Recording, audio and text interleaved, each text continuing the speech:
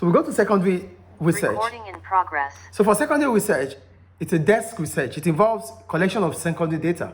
That means data that are already in existence. That is secondary data. So this information that already exists in some form. It can be internal data from records within the business or external data from sources outside the business. So for secondary research or secondary data, it could be internal. That means the business does this research before now, or it could be external from outside of the business. So what are the methods of secondary research? We have the websites. For website, that means you do different types of search to get this information. The business can carry out secondary research by gathering data from the websites of rivals. You can also gather website information from the websites of your competitors.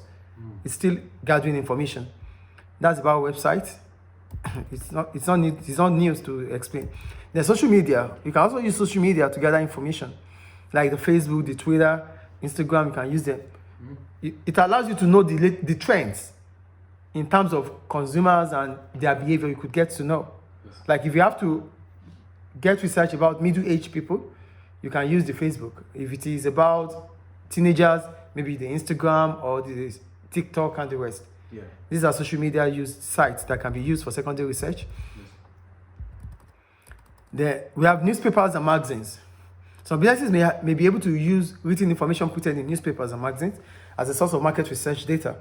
So you can use newspapers and magazines too. They are written already, so you could just go through them and find whatever information you need to gather.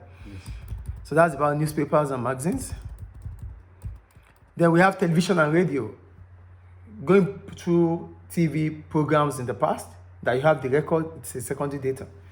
And the last one is about reports. These are published reports about different topics, different information. So like I said, the reports published by a wide range of organizations might be used to gather secondary data. In many countries, the government is likely to publish data that could be used by businesses. Statistical reports. These are government institutions carrying out data, carrying out research. They are there for those who are in need of the information. These are secondary data.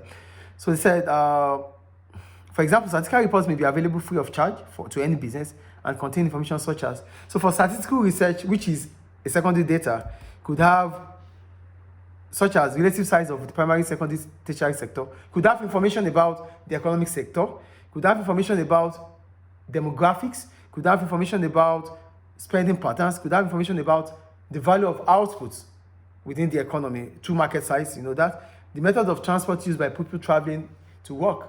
So whatever information you need to gather, they have different government ministries that are in charge of every walk of life.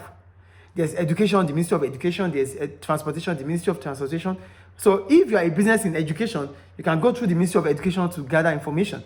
If you are in transportation, you could use the Ministry of Transportation. You have a hospital, you go to the Ministry of Health to get this information. Whatever information we gather through these things are all secondary data. I think it's clear. So we go to database now.